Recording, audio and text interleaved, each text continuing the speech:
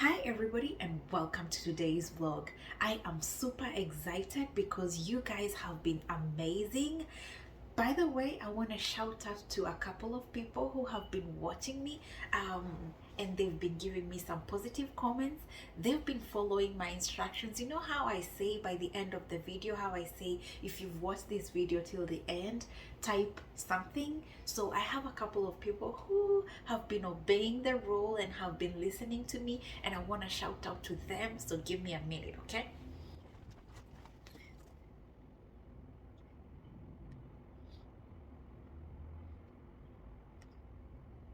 So shout out to you if you typed the word apple on the previous video that I did. And I wanted to see, I actually did that because I wanted to see how many people watch my vlogs all up until the end. So shout out to Belinda Okelo. Shout out to Godwin Agenu. Shout out to Natalie Wairimo. Shout out to Susie Maura. Shout out to, let me see who else. Um, Shout out to Miss Dash. Um, yeah, you shout out to, I think I've missed a couple, but I've mentioned a number of people. Shout out to Christine. Shout out to Simpa the Star Girl. Shout out to Chef Stanley. Shout out to Lawrence Yahweh. You guys are amazing. Mwah. I love you so much. Thank you for following instructions. I know for sure you did watch this video up until the end. So stay tuned. I am willing to give more shout out to more people on the next vlog. But this one, let me shout out to these people. Thank you for your time. Thank you even for being here and willing to learn. So because I don't want this video to be long, I want it to be short and sweet as I always do it. Today's vlog, I am going to talk about the cons of working as a flight attendant. You guys, I know I don't want to bring the negative vibes here. You all know that I always bring the positive vibes, but I decided to give you the cons so that you guys can know whether this is really a career that you want to pursue, because in everything there is always the good thing and the bad thing. So let me give you a little bit of cons when it comes to working as a, just when you start vlogging, that's when people want to make the loudest noise they want to. Okay, I think it's quiet now. So allow me to divert a little bit and go to the negativity part of the airline and the things that you're supposed to know, the cons, the negative, the disadvantages of working as a flight attendant. They're not really bad, but I thought you should know, so by the time you jumping into this career, or by the time you're applying for that job, you already know what to expect, or what are the challenges that you might meet, or what are the without further much to say, let me jump on in today's video, and this is the cons of being a flight attendant. Okay, so point number one will be you will be on reserve, and the reserve can go up until 1 month. What is reserve? I'm happy that this channel we get to learn airline terminologies, so I'm glad that you're learning with me. So by the time you start working and they start telling you about reserve, you'll not be so green and be like, what is reserve? So reserve is a period of time that all cabin crew working for airlines in Gulf, because I specifically speak about airlines in Gulf. If I move on and talk about airlines in America, this is totally different. In airlines in America, you are on reserve. Immediately you joined and you passed your training, they immediately put you on reserve. So your reserve will be as long as you upgrade. So what am I saying? In American Airlines, they put you on reserve immediately as soon as you join the company. So as soon as you finish your training, they'll put you on reserve, so you'll always be on standby. So reserve is that period where you're always on standby. You don't have a roster, you don't know where your flight is, so you're always on call. So in this period, you barely can't do anything, because they might call you for a flight, and you don't want to go for a flight when you're hungover, or when you have alcohol in your system, because they do random alcohol check. So you don't want to lose your job, because so it's a it's that standby period. So it's very different compared to American Airlines. And I don't want to talk about American Airlines because you guys are in, different countries. If you are in America and you want to work in an airline, you need to have a work permit. You need to have a green card or a passport that will allow you to travel in and out of US. So that's the reason why I don't talk about American Airlines. That's why I specifically speak about Gulf Airlines, because it's so easy for you guys to get these jobs, because there they will process all your visas and all your work documentation. So it's easy for them to actually relocate you from your country to their headquarters. And I'll mention this later in this video. I'll mention a couple of airlines and their headquarters and where they're going to move. So in Gulf Airlines, they only put you on reserve for 1 month. So it's usually the month between the day that you joined, that entire month. And this is something that goes on a cycle. So everybody who's working in your company has to go through reserve. So it's not as unfair as I feel working for an airline in America, because there you are always on reserve up until like you grow. Up until like they hire more people in that company, and then you start growing. That's when like you now start getting like like a fully rostered roster for your flights, and you know where you're going. But in the Gulf Airlines, that's Emirates, Qatar, Fly Dubai, Air Arabia, Etihad. In these airlines, they only put you on reserve for 1 month. That's when you only know that my reserve is coming up, so I need to stay on standby. So reserve are usually like, it's a con, because you don't want to be on reserve.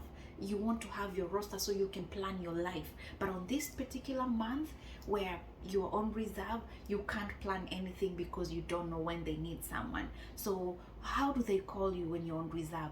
So if a flight attendant who's scheduled to go to Karachi calls in sick, then that's when they look out for people who are on reserve or standby, and they call you. They tell you, hey, let me see. Let me use a name of someone who commented Apple. Hey Susie Maura, how are you doing? Get ready for your Karachi flight. And these reserves, some of them will be a home reserve and some will be at the airport. So when you get a home reserve, you will stay home, and up until they call you. But if you have an airport reserve or an airport standby, if I do say so myself, an airport standby, you need to get ready, put on your uniform, like get your grooming and everything ready, carry your cabin bag and your suitcase, because you don't know whether you're going to get a layover flight or you're going to get a turnaround.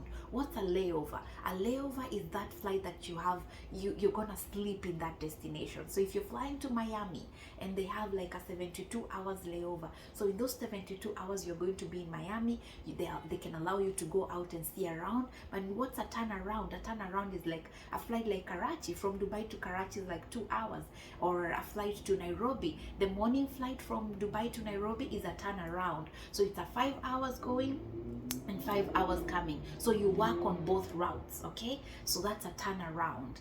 But when it's a layover, you'll stay there for a couple of days, depending on that flight layover hours, and then come back with. I hope we're together till there, and now you understand what reserve, layover, and turnaround flights are, okay? Let's go to point number 2. Point number 2 is that you are not paid until that aircraft door is closed and the flight pushes back. Guys, remember how you board the flight and get the cabin crew there smiling? In Emirates, first class and business class, they get some services way before the flight pushes, way before even economy passengers board. So when first class and business, when they board the flight, business class will get a hot towel where they wipe their hands, they will get champagne, first class will get, first class can order anything, whether the flight has pushed back or taken off, or whether it's still on the ground and there is boarding still happening. So for first class, they can order anything. They can order food, they can order any kind of drinks, they can order any type of dessert, they can order anything, and they have to get it because they've paid a lot of money. So those services that are done way before the flight pushes back and takes off, guys, you won't be paid.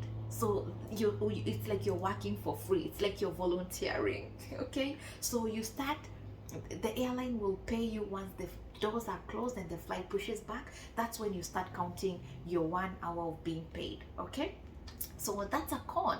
I mean, who wants to work for free? We didn't sign up for charity, but that's how it does. That's how it works in American flights too. That's how it does. They only count your paid hours once the flight pushes back. So if there's delays, if there's offloading of any bags, if there's offloading of any passenger, that time that all those things are happening and the flight hasn't taken off, cabin crew are not being paid. So if you're there and you're a passenger and you're one of those people who gets late to board, please always be the first people to board, so that we can push back and our flight attendants can be paid. Okay, all right, I hope that's clear. All right, so terminology that I use there is pushback. So what's a pushback? You know how the flight like reverses so that it can go and align itself to the runway, or where it's supposed to go and take off. So the pushing back, the reverse, the reverse version of the plane, when it moves back so that it can turn and move and move forward, that's the pushback. Okay, and then boarding is when the passengers are coming in the plane. Deplaning is when the passengers are getting out of the plane. Offloading is, let's say for instance, there's a sick passenger who was just boarded, or there's a drunk person who had just been boarded. So and the crew are like, this flight is too long for us to take this drunk passenger. He might become trouble, so let's offload him. So the offloading of the passenger, the offloading of his bags, that's called the offloading. All right, point number 3 is consistency. When you're working as a flight attendant, you cannot plan anything. Like, you cannot say, I'm going to come to the gym every Monday. Guys, remember, your roster is all over. You'll be working in the morning, in the afternoon, in the evening, at midnight. So you cannot plan anything. You don't have any consistency in, doing something. If you have a child and they always go to play football every Wednesday, you cannot take your child every Wednesday to go and play football, because maybe you will be lucky enough to have two. So that's where the con is coming in when it comes to consistency. Like, you cannot plan anything. Like, every Monday I'm going to be going to the beach. You cannot plan that, because your rosters are always all over. All right, number 4 point is that the thing that you should be ready to be relocated, and that's a con. Most of us like to stay home, where you feel like you know where everything is, you're familiar with your environment, you want to stay close to your family.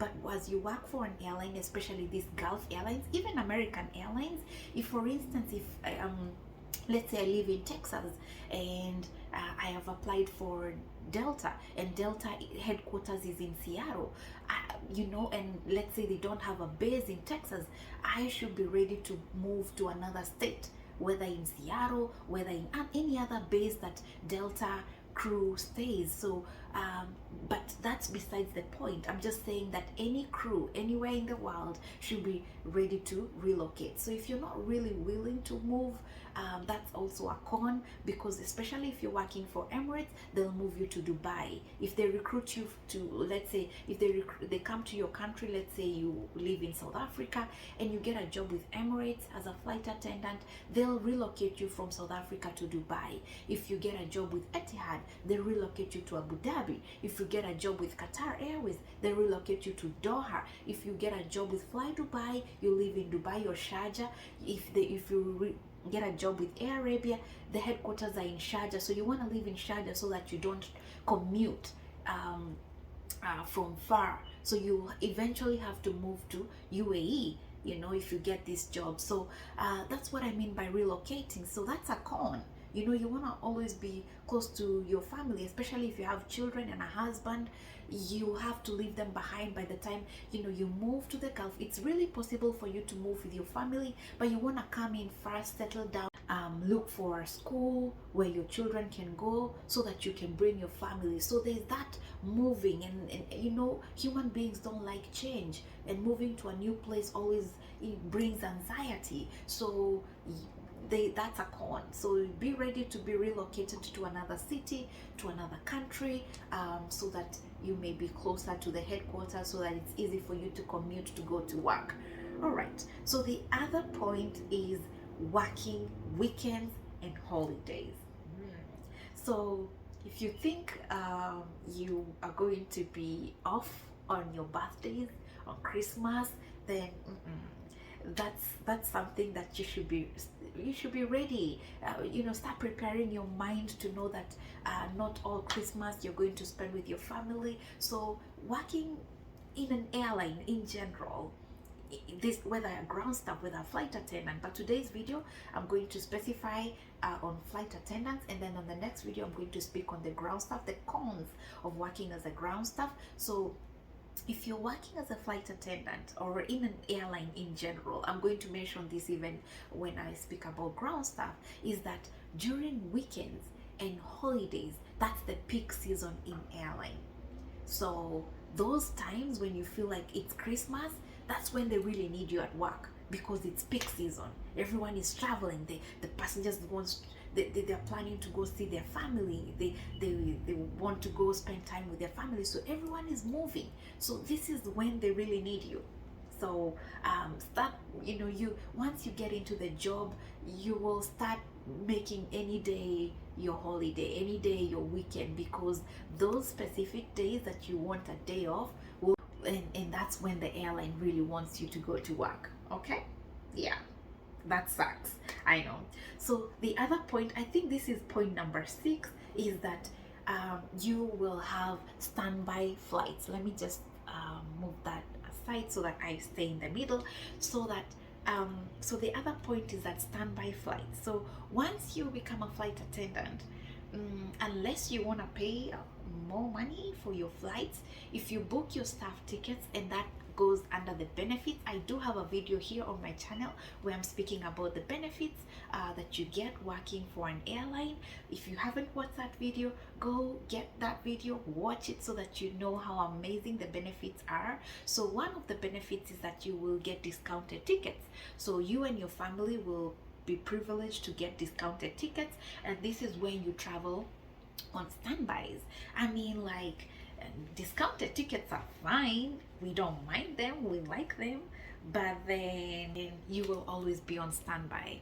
A very good example, I have a couple of friends, 2, actually 3, who came to visit me, and on their way back, because they had their staff ticket, they were on standby. So they were stuck here for 24 hours waiting for a flight, because you know, the flight will always, or the airline will always prioritize the commercial passengers. Commercial passengers is you who has paid full fare tickets. So you're a commercial passenger. For staff, we pay discounted. I've spoken about this on the benefits. We have ID 90, ID 50, where you pay 50% discount, and there are more discounts when it comes to airline tickets, depending on what airline you work for. So in those cases where you are on staff ticket, you are not on priority. They will accept the commercial passengers first, and then staff will come, and then depending on the seniority, then you will get your seats available. So it's always good. They'll teach you how to check on the best timings to travel when it's not a peak season, so that you always guaranteed a seat. So these things will come with practice. Once you get into the airline, then you will learn when to travel, when it's best to travel, and when you know for sure here chances of me missing this flight are very high. So this you'll get to learn. So always be ready to always miss your flights, always being left behind. So always plan in advance when to travel and when not to travel, so that you don't mess up your job when it comes to your holidays. All right. The other disadvantage, the con about flight attendant, is that there is stereotypes. Most people think that flight attendant's job is only to serve food and drinks, so they think the job is just the waiter. But that's not the case. flight attendants are trained to become your nurse. A flight attendant can be your nurse. She is your firefighter. She is your security in case of anything. She is your your waiter. Flight attendant course, you as a flight attendant, the training you undergo, they teach you so many things that most people assume that your job is just to serve drinks and food, because honestly that's the job, that's the main job that most people see. But they don't see that in cases of hijack, in cases of when we have unruly passengers, are those passengers who want to open the exit door and the flight is already up there. So crew are trained to calm the situation. In cases where there is a mother on board who's pregnant and she's ready to push the baby out, deliver the baby, crew are trained to do the first aid. In cases where we have fire, because these things, laptops, they carry a lithium battery, and these lithium batteries are very dangerous because they can heat up and start a fire. So crew they're trained how to stop that fire. So they're firefighters. So there's a lot of stereotypes when it comes to flight attendant, but they undergo a very crazy training, and they are trained how to become an all-rounded. So if you see a flight attendant, please give them the respect that they deserve, because these people, without them, that flight it will not be able to get into that destination in safe hands. So they do a lot besides serving drinks and food. Okay. All right, so the other point, and I think this will be the last one because this video is too long and I don't want it to be boring. I want it to be as informative as it can be. So the last point I'm going to finish here is that the con is that flight attendants do the cleaning when it comes to the lavatories. So this is another terminology. If you don't know what a lavatory is, it's a fancy word to say the bathroom, the toilets, the latrines. They actually look like latrines because you don't know whether. Anyway, it's disgusting. So yes, apart from like big flights like A380, especially in Emirates, those ones, they have a designated staff who does cleaning in the lavatory, and that's the cabin service assistant. So if you have a housekeeping experience, you should look forward into applying for a cabin service assistant. Last time I checked, Emirates was recruiting, and I think Qatar Airways was recruiting a cabin service assistant. So if you have housekeeping skills, you can apply and fly in one of those big airlines, big aircraft. They're called A380s. They are usually double deckers. So your job will be cleaning lavatories, but you will be traveling and enjoying all the benefits as cabin crew enjoy. However, in these smaller aircrafts like Boeing, they don't assign cabin service assistant in those small aircrafts. So who does the cleaning when it comes to lavatory? Is a flight attendant. So they do all the cleaning when it comes to those. And guys, let me tell you, there are destinations where some passengers are not very sensitive when it comes to cleanliness. So sometimes it's really a big mess. I don't want to be specific and tell you what destinations those are, because I don't want to bring some hatred here.